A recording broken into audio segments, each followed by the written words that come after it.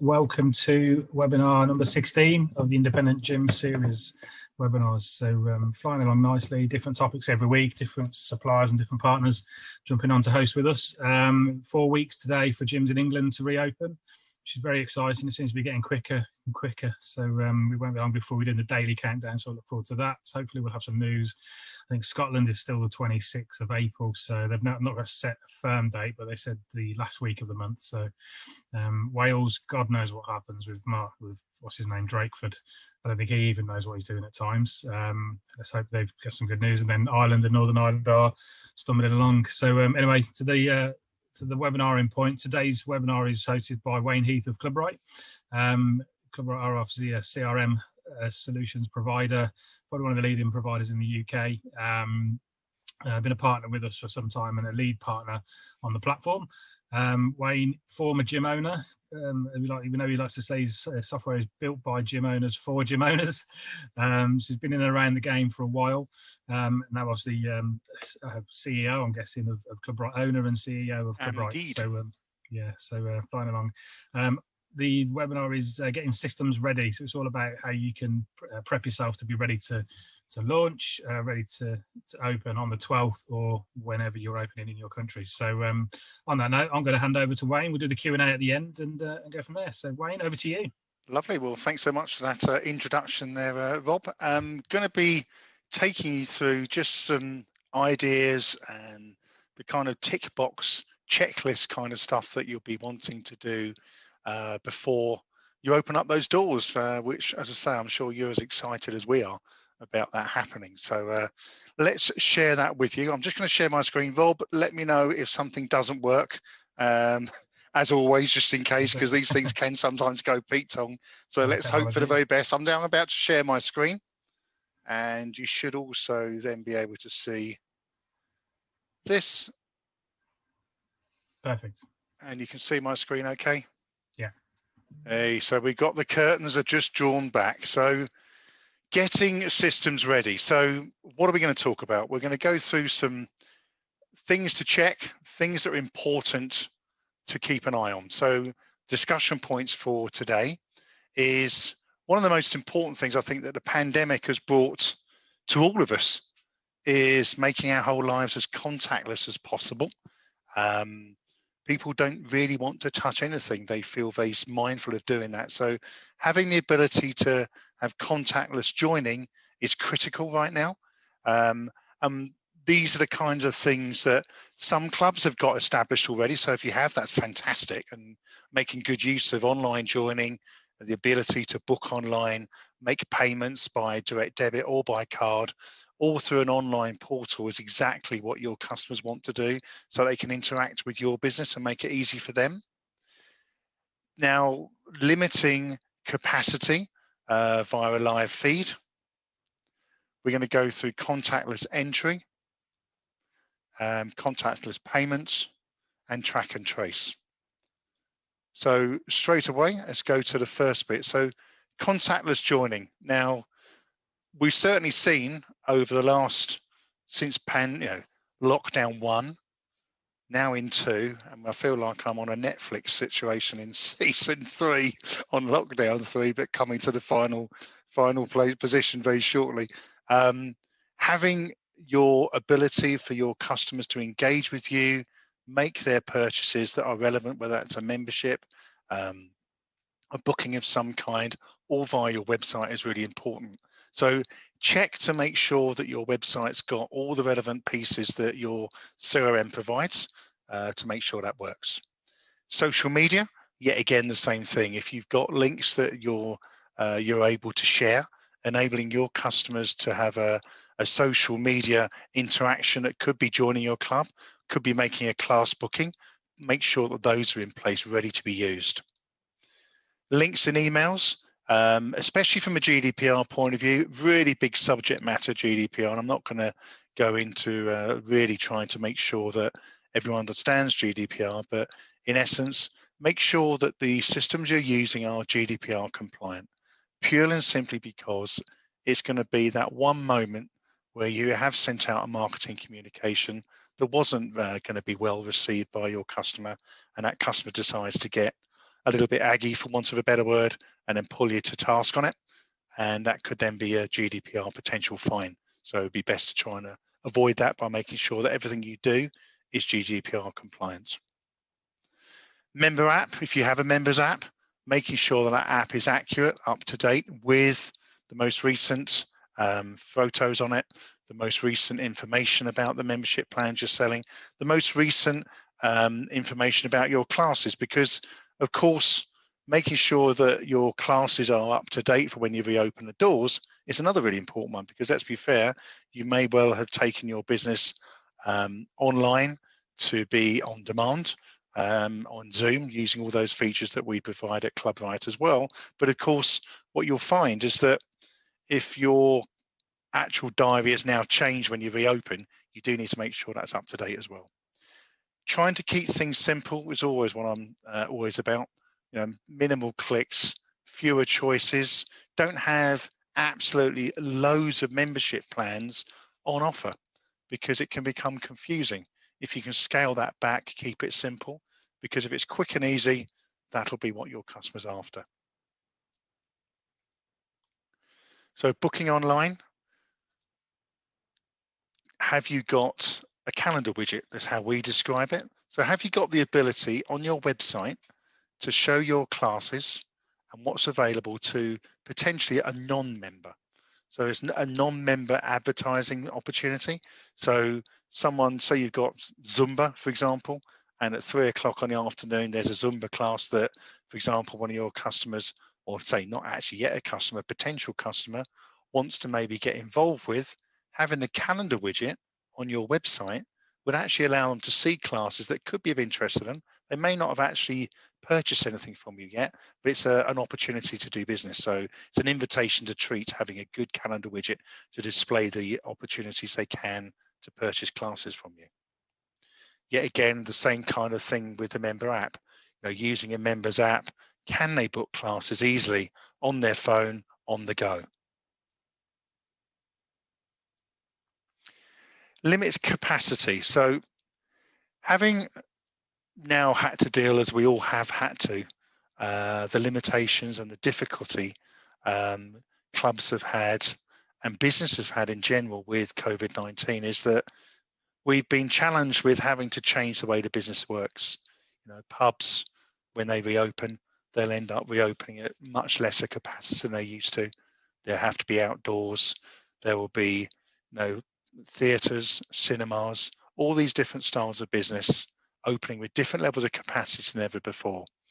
But limiting capacity in a gym environment is something that we thought of in lockdown 1 was a really important piece.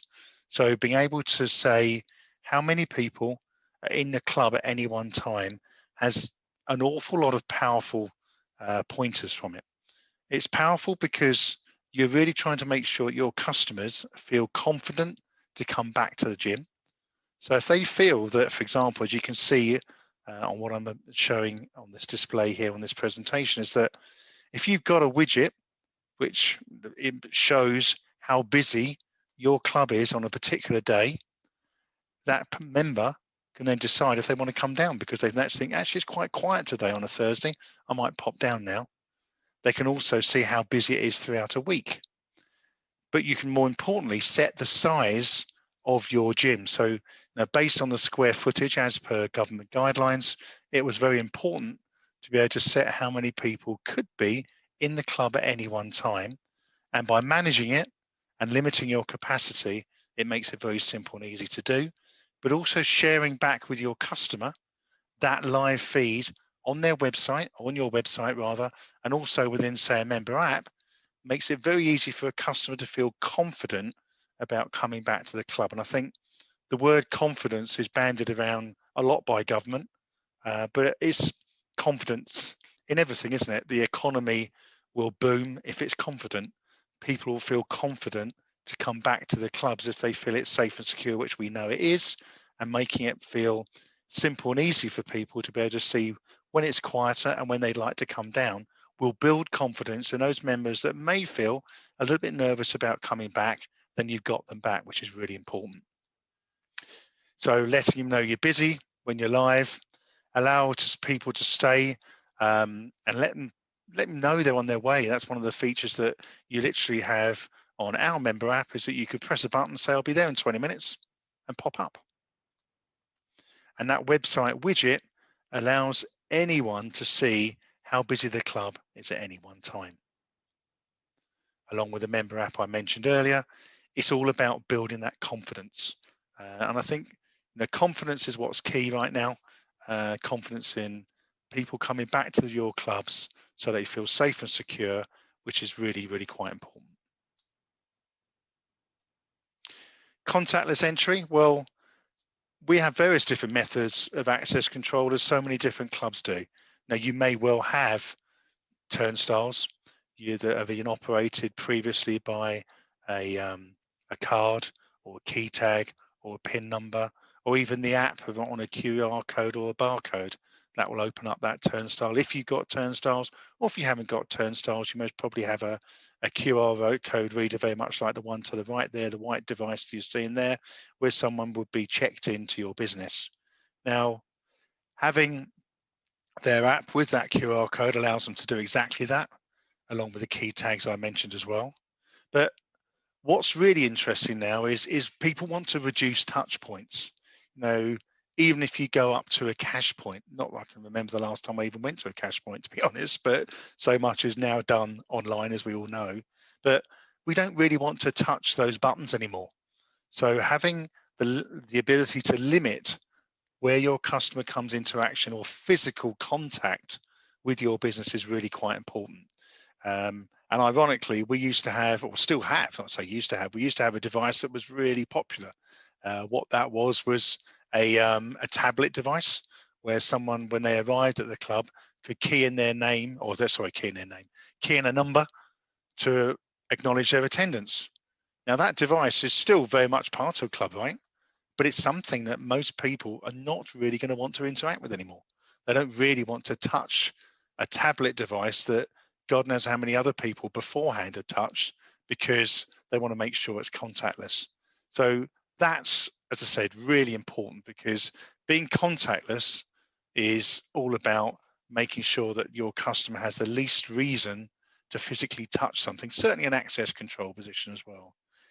Similar kind of play with paying for products. Like I mentioned a little bit earlier, is that I can't remember the last time I actually went to a cash point to get money out, because so many people now are able to do card payments. They'll do a card present transaction, or you'll have the ability to take money online in some way, or via the till, where you might not even have to put card details in, because the details have already been saved for that client. Being able to make a payment without using cash is really quite important now. And gone are the days, dare I say it, where we always used to think that cash was king. Well, cash or cash flow certainly is a king when it comes to running a business, because if you haven't got a good cash flow, potentially your business is not in a good place.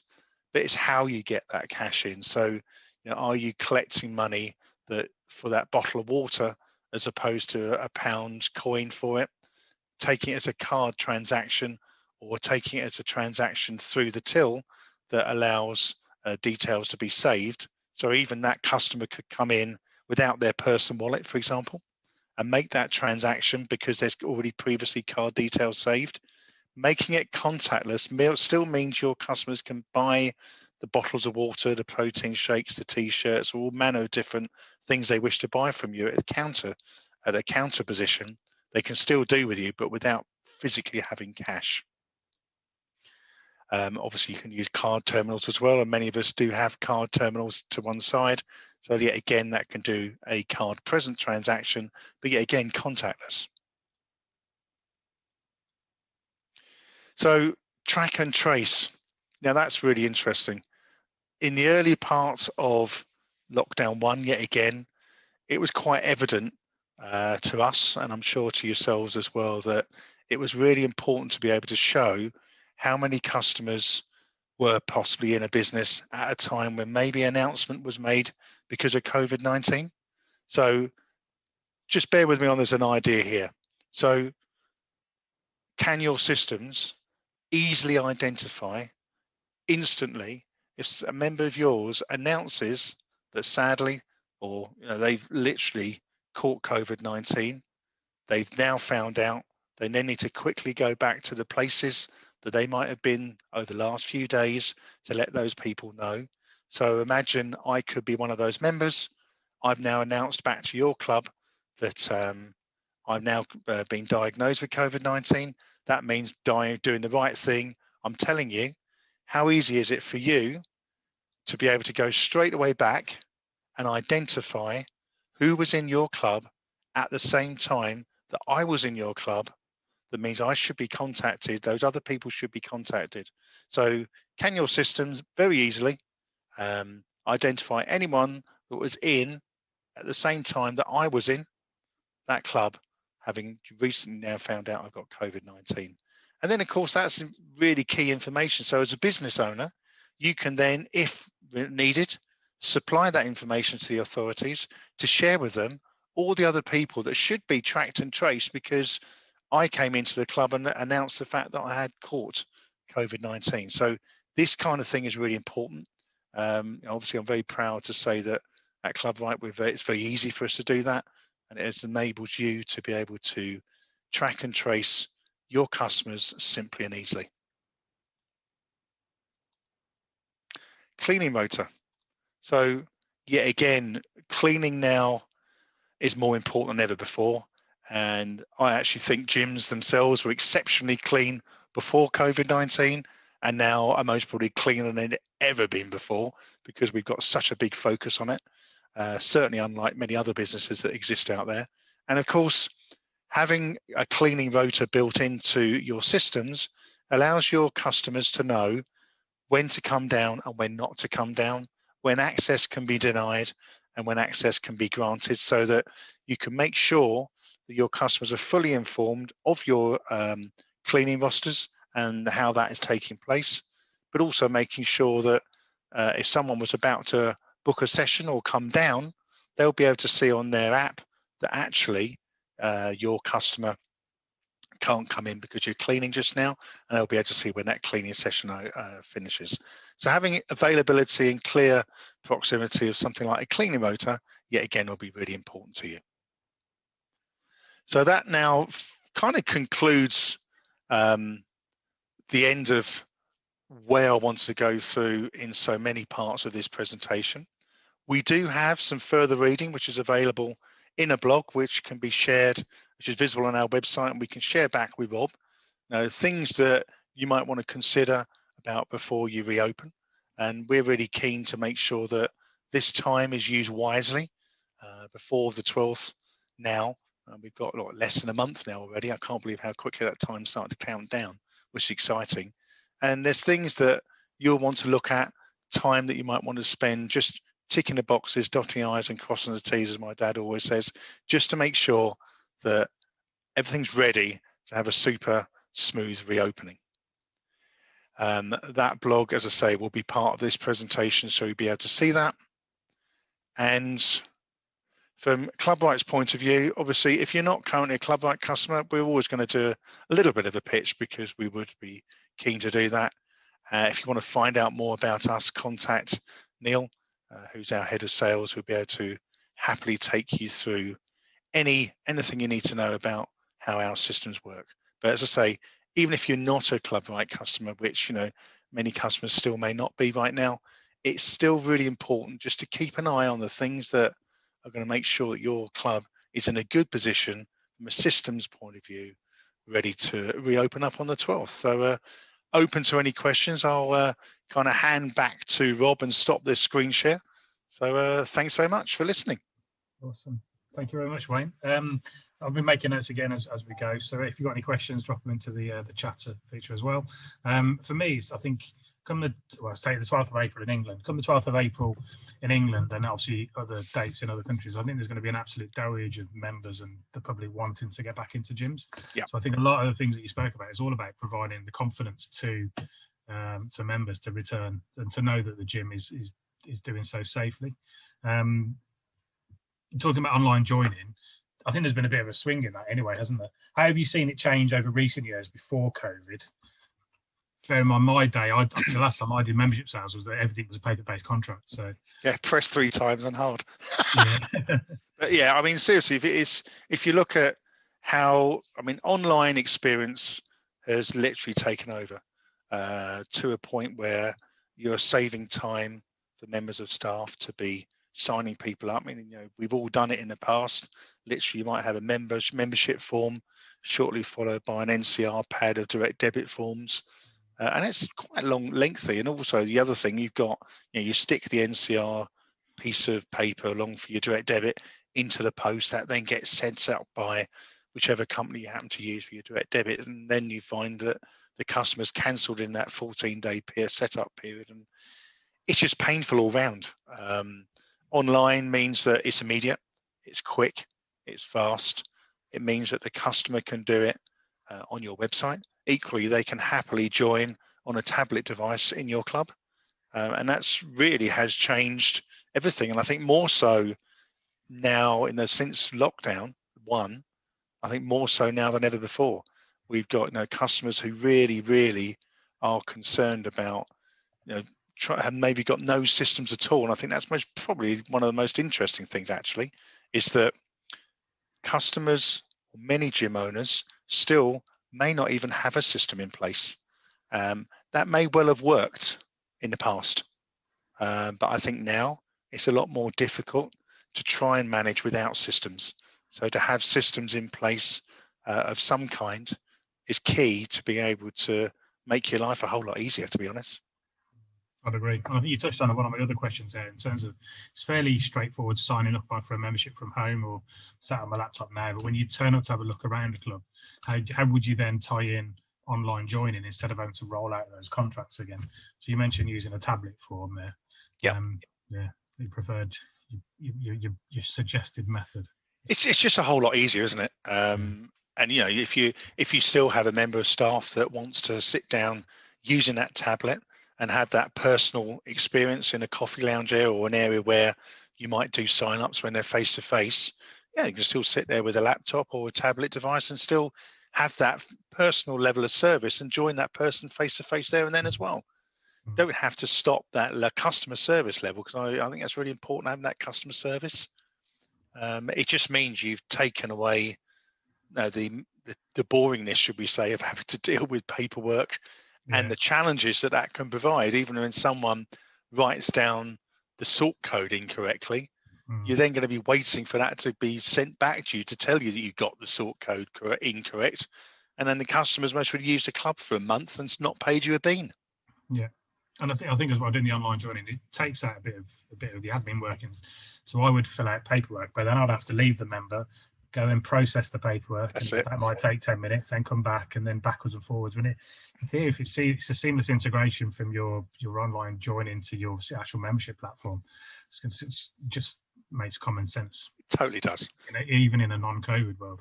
Oh, even in not, and I think it's like anything. You look at all the things that have happened with on-demand, Zoom that we do, all the things that we now do, almost dare I say, in a way, take for granted. Who'd have thought not long ago Zoom would be a household name? So much so, and I don't mind, this is a totally true story. My 10-year-old told me to leave the playroom because she was in a Zoom party. Fantastic. How about that?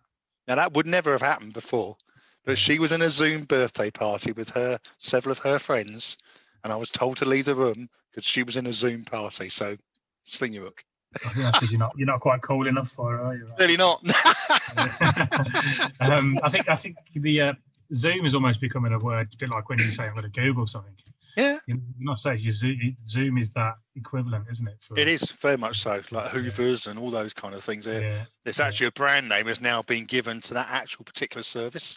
Yes, yeah, agreed. But it's worked well, so there we go. We talked a lot about members apps. How have you seen the whole world of a member app sort of come together, and how are the adoption rates from members, and any tips on helping increase those adoption rates?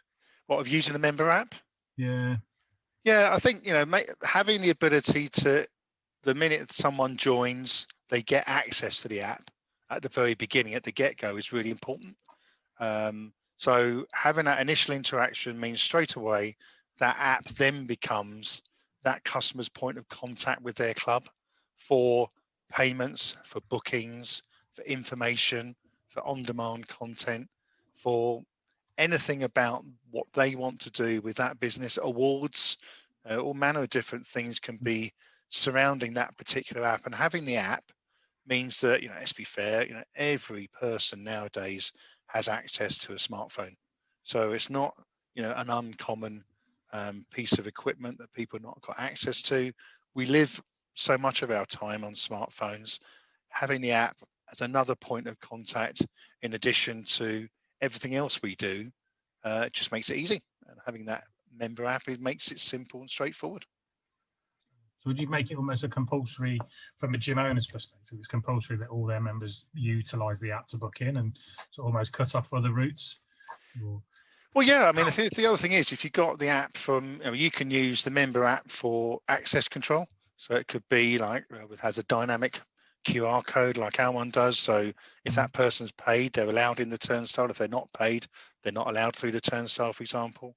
Having all the information in one place, where the minute a payment fails, that customer can be updated in the app to say, look, you owe some money. And be told that they need to owe some money. If their direct debit fails, the actual app, our app will tell them that they owe money, make that payment, bring your membership back up to date, and then you can go straight in and use the club again, or make a class booking, or have access to the on-demand content.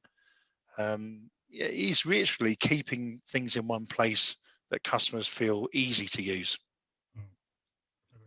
Talking about sort of online bookings, and I think there's two conversations here. Some gyms are still using bookings for regular gym sessions, which is given the restrictions that are likely to be in place. But then obviously classes themselves, which are probably going to be further down the line. I think we're talking May the 12th, I think, or another date. I won't quote on that. I think part of that, obviously, with the restrictions, it's also useful to know that you can cancel a booking at the same time. If gyms or classes are probably the one where you might go from 30 down to 10 in a class because of the restrictions. So how would you, have you got the capacity to amend bookings as well within that? Oh, absolutely. I mean, if someone wants to cancel a booking, whether that be a class or a gym session, like you just suggested there, Bob, you can do that on the app. Just cancel that booking, and that's it. And then it gives that another person, if it's on a waiting list, the opportunity to join or be part of that booking. It's an interesting point where you mention not just classes, and we have got, don't get me wrong, we have also got a fair number of our customers have used their normal booking system where they would never have used a booking system before, because they might actually just not do classes at all, but using the booking system as a way to manage how many people are in the club. Now that can work, but it's not typically how everyone in a gym has attended a gym in the past. And that kind of comes back to our the track and trace feature and working out how many people are in the club at any one time. So going back to lockdown 1, this was the reason we created this system. So it was clear to me that the government would want to say, well, you've got so many square feet. Based on this, how many square feet you've got, that means at any one time you can have, say, 20 people in your club, for example. Typically, gym members aren't used to, unlike someone who books a class, to booking something, which is why this whole idea came into place in the first place. So you can set how many people can be in the club at any one time. When someone arrives and swipes in, we acknowledge they've arrived. You can set how long they're meant to be there for. And also when they swipe, they leave. And that's constantly managing how many people are in at any one time. So that's really quite an important thing to be able to do. Because it's very... the live feature as well. So you can look on the app and you can see how busy it is. Because even if you're not at capacity, some people might just generally want to avoid those busier times. Totally. And it is that confidence thing. We talk about the economic confidence. It's no different to being confident to go to the gym. People will be apprehensive. That level of being apprehensive, it won't last forever. Give it a few months and people are back into the flow of things. But, sadly, a lot of this will become something we've forgotten about because we've moved on to something else now, and it's now a lot easier, and I feel happy to do that. I feel confident to do that. but making sure that customers are confident can be as much as a thing to bring customers back in to the club now, but it can also be a really big selling point for memberships going forward as well, because if someone's looking to join your club and they can see it's quiet on certain days of the week at a time they'd be able to come down to the club, great news. Because let's be fair, look how many people now, ourselves included, are all working a vast majority of their time either at home, and that's going to be a regular part of the flexibility they have in their workplace. So you're most probably going to attract a lot more members now that are working from home now, but might have worked in the city or worked in different parts in a physical location, that now have flexibility to actually come to the gym at different parts during the day, and they'd want to be able to see that when it was busier and when it was quieter. Agreed. And I think a lot of what you've mentioned, it just comes down to the confidence element, doesn't it? So looking through the track and trace ability to say these were in the club at any time, the cleaning rota so the members can see we are up to date, and that, I think that beats the sign on the back of the changing rooms door, doesn't it? It does, yeah. Or you can see they've forgot to do it all day, so they've signed everyone. That's it. Or the other yellow one, we clean the floor that we're always used to, and then we knock it over and slip over anyway. yeah. But I think it's just digitalising all of it. And so, like I say, some of this is going to stay. So I think things like the contactless entry, it's a necessity at the minute. Instead of having a fingerprint entry or a keypad entry, it's a QR code. Yeah. But the reality of it is that doesn't need to go away, and that's a simple feature that can stay. Capacities will change as more people come in. But simple solutions such as the contactless entry, I think is a great solution. Which is only going to be and people are, I think, that there's many things that will change from this, and how often we wash our hands. Maybe you start to consider what you do. How many times do you rub your eyes? I mean, I remember in lockdown 1, how I am one of those people that does that. And touches my face. I'm now I'm now really conscious of not doing that. You walk into the shop, you've just picked up something, you don't touch your face until you get back in the car, put some hand sanitizer on. Is it really necessary to scratch my nose or my eye? Maybe not. But I don't think those kind of stuff is going to go away. It's making me, I've got a little itch here now. Got you thinking about it now, haven't I? Definitely. Right, one more question has just come through the chatter. Cool. It's essentially, obviously you've got all these features built into Clubright. What sort of lead times, or how long would it take if somebody says, I'm thinking of changing? So from thinking of changing, so moving from their current provider to us?